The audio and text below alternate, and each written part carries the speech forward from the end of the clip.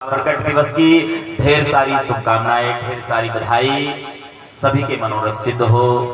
जिस मनोभाव को लेकर आप दरबार में सजदा करने के लिए पहुंचे हैं, सतगुरु मालिक आपकी मनोकामना करनी करके पार उतर के जिनका मन था चंगा, और रहती थी रविदास गुरु के बीच कटौती गंगा। करनी करने के लिए यहां पर कहा है, करनी कर्म। कर्म से ही पार उतरेंगे, बिना कर्म के नहीं मिलेगा। अब सभी बता रहे हैं, संत रात दिन ढोल पीटते फिर रहे लेकर के, कहता हूं कह जाता हूं कहत बजाऊं ढोल।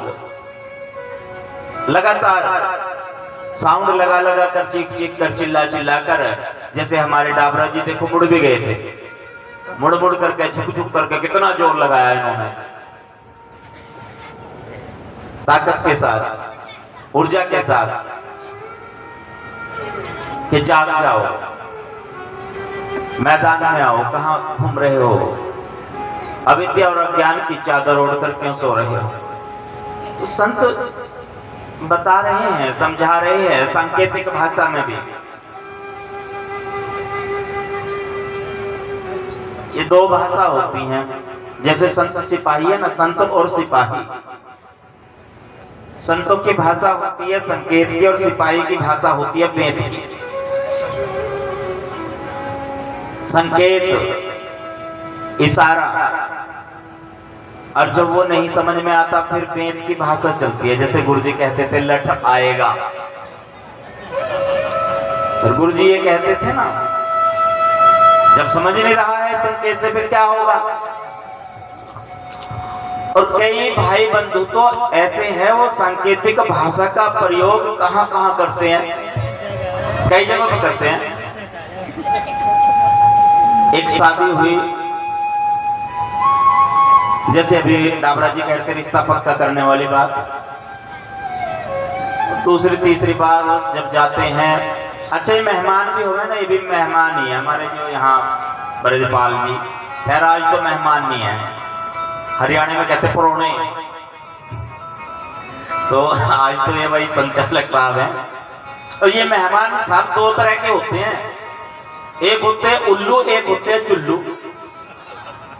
अच्छा चुल्लू तो उसे कहते हैं जिसको चूल्हे के पास बैठा के खिला देते हैं। दामाद है भाई, कुछ दिन हुए शादी बात होगी, कहीं यहीं बैठ के खाओ, आप मक्खन पाया थोड़ा हो घी और ये वो बढ़िया खाओ, खूब खातिरदारी चल रही है, चूल्हे के पास ही बैठा कर खिला रहे खाना, उसको कहते हैं चुल्लू टाइप मेहमान, चूल्हे के पास बैठ कर खा रहे हैं। अच्छा उल्लू ऐसे होते हैं भाई, जो बुजुर्ग हो गए बेचारे, वो घेरे में ठिकाना कर देते हैं, फिर उनका वहां बैठो, सोचे भाई 2 घंटे हो गए पानी नहीं पूछ रहा, कोई 4 बजे वाली चाय आनी थी, 5 बजे तक चाय कोई देख ही नहीं रहा घेर में कौन ठहर रहा है कौन नहीं है। तो वे होते हैं पुराने जो भाई बुजुर्ग हो गए, उस तरह के उल्लू टाइप मेहमान होते हैं। तो मेहमान 2 तरह के होते हैं जी, ऐसे हमारे बुजुर्गों ने बताया, तो वही मैं आपको बता रहा हूँ, अपनी तरफ से मिला करके क्या करूंगा, आपको तो पता ही है, सारा पता आपको। अब क्या होता है, दूसरी तीसरी बार जब वो मेहमान, चुल्लू वाला मेहमान, वो गया अपनी ससुराल, और वहां जाकर के सास को भी बड़ा चाव लगा, एकदम से 36 प्रकार के पकवान बना दिए, ये भी बनाऊं वो भी बनाऊं। उसने सोचा सारी कलाकारी आज ही दिखा देते। प्रसाद के लिए बैठ गया रिश्तेदार दामाद जी, और पकवान परोस दिए, पापड़ भी तल रखे थे, पापड़ की जो टोकरी थी वो दूसरी तरफ थी, जिधर बुढ़िया की पीठ थी उधर, और वो खाने का बहुत शौकीन दामाद, देखकर शुरू कैसे करूं, पापड़ की तरफ देख रहा है, उधर पापड़ की टोकरी की तरफ ध्यान है। एक इंसान की फितरत है, क्या है इसका स्वभाव, क्या है, इसके पास होना चीज लाख की, वो नजर आती है इसको खाक की, यानी उसका मूल्य नहीं समझता है। लाख की कोई वस्तु हो इसके पास, वो वस्तु इसको मिट्टी के समान नजर आती है, और इससे दूर कोई वस्तु हो खाक की, वो नजर आती है उसे लाख की। समझ रहे हैं आप? हमारे पास भी लाख की एक अमूल्य धरोहर थी क्या है? हमारे पास तो अब भी है। लाख गांव में अवतरित हुए सतगुरु स्वामी समनदास जी महाराज, और जब वो अपने पास थे ना ज्यादा निकट थे से चोले से, तो हम लोग क्या सोचते हैं आज नहीं कल को मिल लेंगे, कोई बात नहीं है। गुरु जी ने कुछ सुनाया, कुछ बताया, थोड़ा सा हम हंसे, थोड़ा सा मुस्कुराए, और उस बात को हमने सीरियस नहीं लिया। कोई वस्तु हमारे पास होती है लाख की, वो नजर आती है खाक की, कोई कितनी भी बहुमूल्य वस्तु क्यों ना हो। आप माँ बाप को देख लिए, माता पिता को देख लीजिए आप। जब माता पिता पास में होते हैं ना, बड़े बुजुर्ग पास में होते हैं, उनकी उतनी कदर नहीं होती, और उनकी मृत्यु के बाद फिर तो मृत्यु भोज होता है। जलेबियां बनती है, रसगुल्ले बनते हैं, लड्डू बनते हैं, सारे मेहमान रिश्तेदार आते हैं। इसलिए जो सेवा भाव है वो जीते जी हो जाए तो क्या कहना। मरने के बाद कौन देख रहा है, रसगुल्ले कौन खाएगा, अपने आप ही तो खाओगे। तो जाने वाला थोड़ा ही कुछ उसका स्वाद चखेगा, उसके लिए उसके तो नाम पर हो रहा है। हाँ, दादी माँ की 13वीं है, सफेद वाले भी रसगुल्ले बना लो, बंगाली भी बना लो। आज दादी क्या खाने आए? नहीं। जो वस्तु है हमारे पास लाख की, वो नजर आती है खाक की, और जो दूर रखी ना हमारे से, वो खाक की, वो नजर आ रही लाख की। अब वो 36 प्रकार के भोजन पकवान थाली में लगे हैं, वो ध्यान नहीं लग रहा। और जो पापड़ है ना, पापड़ का तो नाम ही पापड़, कई बच्चों को भी पापड़ कह देते हैं। कोई ऐसा हो पतला सा, दुबला सा, उसे भी कह देते हैं पतला पापड़। ऐसे होता है। और उस पापड़ की तरफ ध्यान है, मांगे कैसे? शर्म आए, दूसरी तीसरी बार आया ससुराल में, शर्मा रहा है, कैसे मांगे पापा को? कहने लगा माता जी आज तो एक भयंकर घटना घट गई हमारे साथ। बुढ़िया की धड़कन तेज होगी, दामाद के साथ भयंकर घटना कौन सी घट गई? कैसी घटना घटी, क्या बताएं? आ रहे थे माता जी, रास्ते में एक बहुत बड़ा सांप आया। धड़कने और तेज होगी, अच्छा ज्यादा बड़ा सांप था बेटा? हाँ माता जी बहुत बड़ा सांप था बेटा, कुछ अरे नहीं माता जी नुकसान तो नहीं हुआ, पर सांप बहुत ज्यादा बड़ा था।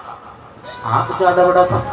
कितना ज्यादा बड़ा था बेटा? हाँ माता जी इतना बड़ा सांप था, जितनी दूर यहाँ से पापड़ की टोकरी रखी, इतना बड़ा सांप था। अब पापड़ को मांग तो सके ना, पापड़ की टोकरी तक नाप कर बता दिया। अब बुढ़िया का ध्यान गया पापड़ की टोकरी पर, अरे बेटा पापड़ तो परोसना भूल ही गई, पापड़ तो उधर ही रह गए, मैं तो ध्यान नहीं रहा मुझे, लो पापड़ भी खाओ। अब सांप गायब हो गया, पापड़ आ गया। सांकेतिक भाषा। अब ये जो सांकेतिक भाषा है, संतों ने सत्संग में भी बताया। जैसे भी महाराज बता रहे थे, सत्संग की आधी घड़ी तब के वर्ष 1000। सत्संग की जो आधी घड़ी है वो हजारों वर्ष के तप से ज्यादा महत्वपूर्ण है। सत्संग में बैठे ना तो मन चंगे की बात आ रही थी, करने करके पार उतर के जिनका मन था चंगा।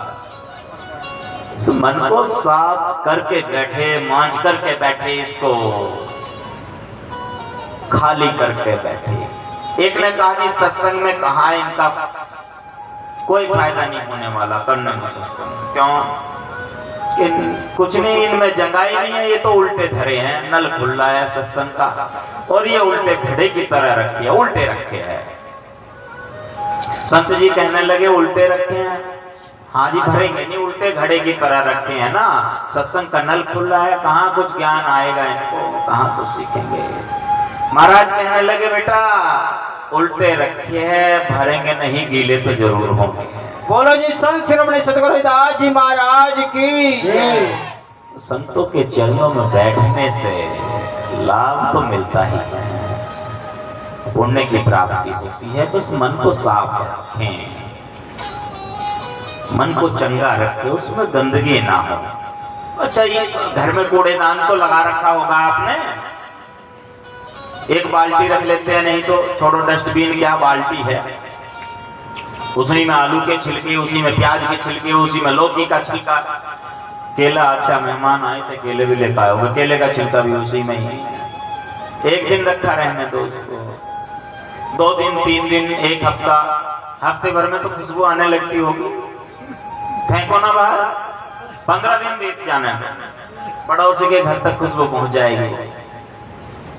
ज्यादा दिन रोकोगे उसको, जो वेस्ट है, जो अनावश्यक सामान है, उसे आप अपने घर में रखोगे तो उसकी दुर्गंध पूरे घर को दूषित करेगी, आसपास को भी दूषित करेगी।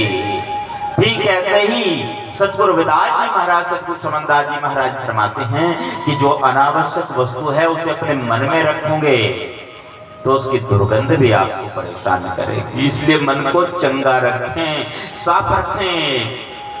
ईर्ष्या, द्वेष, घृणा, चुगली, निंदा, ये इसमें न हो बिल्कुल भी। बाहर निकाल दीजिए, साफ कर दीजिए इसको। यही तो संकेत है, मन चंगा कटौती में गंगा, कीवर्ड है, संकेत समझ लीजिए इसको।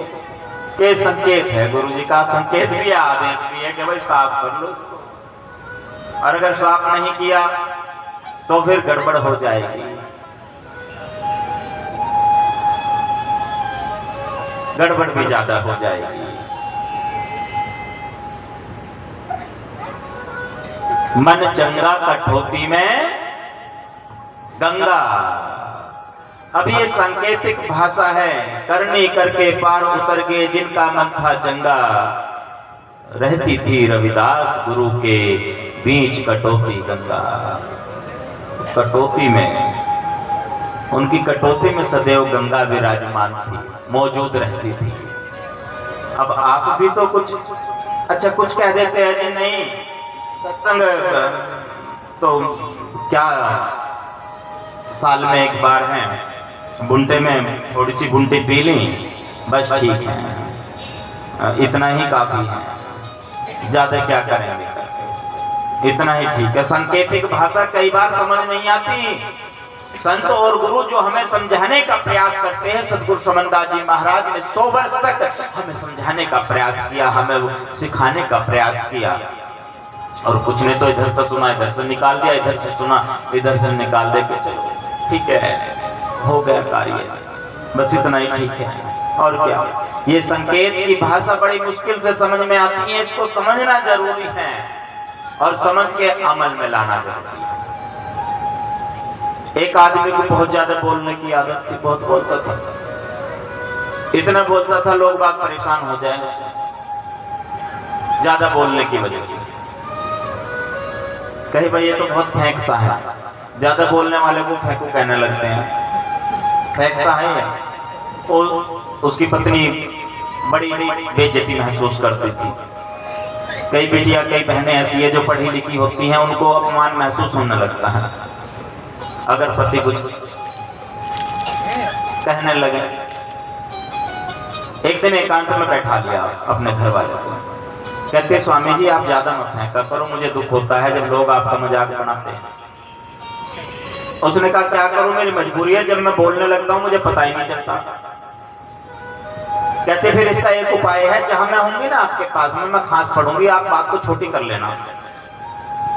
जैसे कई जगह ऐसे होता है, रात भी हुआ, कई जगह और भी होता है, हमारे महात्मा भी संकेत कर देते हैं, कहते थे बस जी, तो समझ जाना चाहिए कि संकेत मिल गया। और अगर बस जी या कहे बहुत हो गया, ये शब्द भी आ रहे हो पीछे से, तो समझ जाना चाहिए भाई इसका मतलब आप लाइन क्रॉस कर रहे हो, शांत हो जाओ, चुप हो जाओ।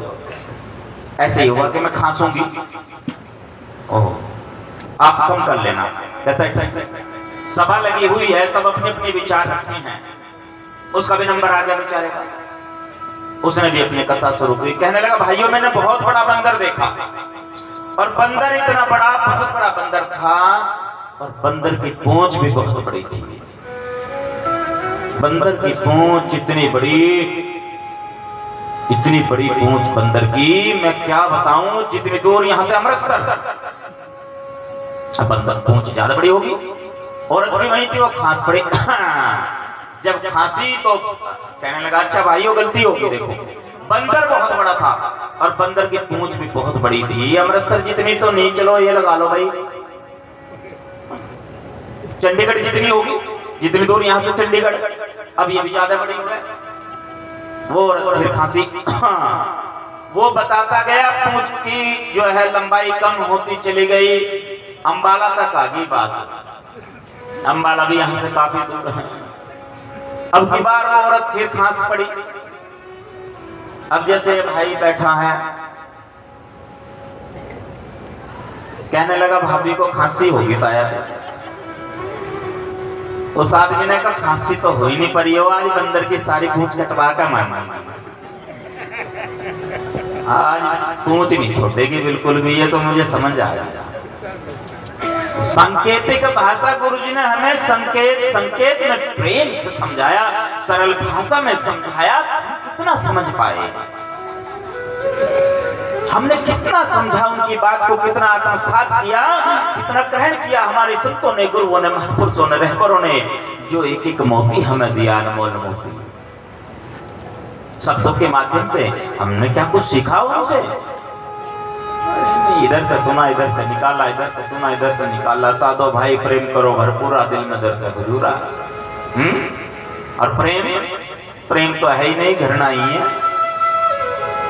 घृणा कितनी कि पूछो मत, दुर्गंध उठ रही है, एक जगह बैठना मुश्किल हो गया। सत्संग में, सत्संग प्रेम का कहते हैं, प्रेम का सत्संग है। और यदि आपस में ईर्ष्या हो ना, द्वेष हो, आपके बुलाने से आना पसंद नहीं करेगा। एक सत्संगी क्या है, महात्मा भी कहेंगे नहीं ये तो अपोजिट पार्टी वाला, ये तो विपक्ष वाला है, इसके आने जाने वाली गलत हो जाएगा काम। क्या गुरुजी ने यही सिखाया है ना? इसका मतलब तो यह है उस संकेत को समझ नहीं पाया। जो गुरुजी ने संकेत किया, जो हमें उपदेश किया है, उस उपदेश को हम समझ नहीं पा रहे हैं, कुछ सीख नहीं पा रहे हैं। करनी करके पार उतर के जिनका मन था चंगा, रहती थी रविदास गुरु के बीच कटौती गंगा। वो कटौती में गंगा ऐसे ही प्रकट नहीं हुई थी, उनके हृदय में किसी के प्रति भी गलत विचार नहीं था, किसी के प्रति भी घृणा नहीं थी, किसी के प्रति भी नफरत नहीं थी, किसी के प्रति भी गलत सोच नहीं थी। तो गुरु प्यारी साध संगत जी, ये तो हो गया ये वाला पक्ष कि कर्म, हमारा कर्म शुद्ध होना चाहिए, संकेत को समझना है। अब गुरुजी ने संकेत किया, अपने बच्चों को पढ़ाओ लिखाओ, विद्वान बनाओ, इसी से तुम्हारी मुक्ति होगी, संकेत कर दिया। और हमें पता नहीं है कि हमारा, जैसे भी एक बहन बता रही थी थोड़ी देर पहले, हम बच्चों को देख ही नहीं रहे बच्चा कर क्या रहा है। बच्चा तो एकांतवास कर रहा है, अकेले में मोबाइल पे लग रहा है कोने में जाकर के, हम देख नहीं रहे, हम गौर नहीं कर पा रहे हैं, हमने उसको मोबाइल पे चेक नहीं किया। फिर क्या परिणाम होगा? जैसे बच्चे, छोटे बच्चे हैं, स्कूल से आने के बाद उसकी कॉपी चेक करनी जरूरी है, ट्यूशन से आने के बाद कॉपी चेक करनी जरूरी है, उसका होमवर्क चेक करना जरूरी है, उसने वो होमवर्क किया है या नहीं किया है, उसका स्कूल में अपनी कक्षा में प्रदर्शन कैसा है। ठीक इसी प्रकार घर में बच्चों का मोबाइल चेक करना भी बेहद जरूरी है। तो यदि वो छिपा रहा है बच्चा, चाहे बहन हो, चाहे भाई हो, चाहे बेटा हो, चाहे बेटी हो, तो इसका मतलब कुछ तो गड़बड़ है। दया समझने वाली बात है, इस संकेत को हम समझ नहीं पा रहे हैं। तकनीकी जो है, टेक्नोलॉजी, उसका लाभ उठाना है, उसके साथ बहना नहीं है, ये भी तो संकेत समझना पड़ेगा। और यदि ये संकेत समझ लिया बस फिर तो काम बन गया। करनी करके पार उतर गए जिनका मन था चंगा, रहती थी रविदास गुरु के बीच कटौती गंगा। यदि पार होना है, अभी नितराम जी एक कहानी सुना रहे थे, भव सागर पार करने वाली, लोटे वाली कहानी नहीं सुनाई। कि छोटा सा बच्चा है और वो बच्चा रोने लगा, लोटा लेकर के आए, लोटा चाहिए उसको बच्चे को, और लोटे मिलने के बाद भी नहीं चुप हुआ। वो समुद्र की तरफ, समुद्र के किनारे उनका गांव था, कहता है इसे पानी को इसमें लोटे में भरो, सारा समुद्र जो है सारा पानी लोटे में आना चाहिए। बच्चा रो रहा है, नीचे लेट रहा है, हाथ पैर फेंक रहा है पूरे जोर जोर से, पानी भरो इसमें, समुद्र को लोटे में भर दो। अब कौन भरेगा, माँ बाप सब परेशान हैं। साधु बाबा जी आए इधर से, कहने लगे क्यों बच्चा क्यों रो रहा है? बच्चा इसलिए रो रहा है, ये कहता है कि समुद्र को लोटे में भरो। पहले लोटा मांग रहा था, लोटा दे दिया, तो कहता है कि समुद्र को लोटे में भरो, पानी को लोटे में भरो, सारे पानी को। ये तो समुद्र कैसे लोटे में आ सकता है?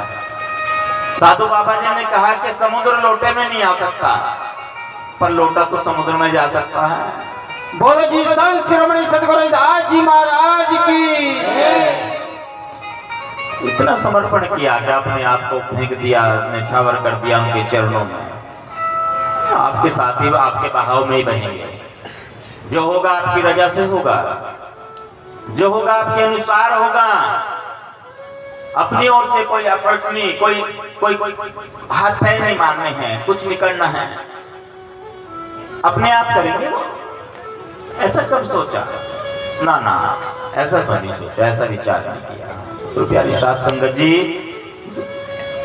करनी करके पार उतर के जिनका मन था चंगा, रहती थी रविदास गुरु के बीच कटौती गंगा।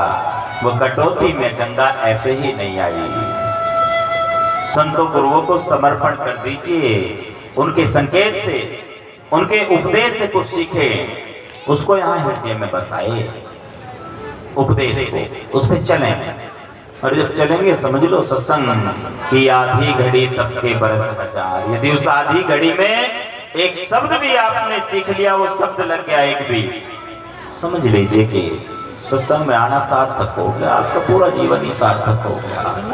और चाहे ऐसे तो रोज ही आप बैठे रहिए, जितना मर्जी आप सत्संग सुने, जितना मर्जी आप रात में जागे, और आप सीख कुछ रहे नहीं, तो फिर कैसे होगा? तो गड़बड़ हो जाएगा ना काम, सारा कार्य उल्टा हो गया। इन्हीं शब्दों के साथ समय की मर्यादा को ध्यान में रखते हुए मैं राजा चाहता हूँ, एक निमंत्रण है आपके लिए। जैसे अभी डाबरा जी, जो हमारे वरिष्ठ प्रचारक है विनोद डाबरा जी, जो गंगो से है, गंगो सत्संग समिति की ओर से भी आपको निमंत्रण दिया गया है, और महाराज श्री जगन्नाथ जी ने भी आपको शुरू में ही निमंत्रण दे दिया था। मैं भी अपना जो फर्ज है वो पूरा कर लेता हूँ।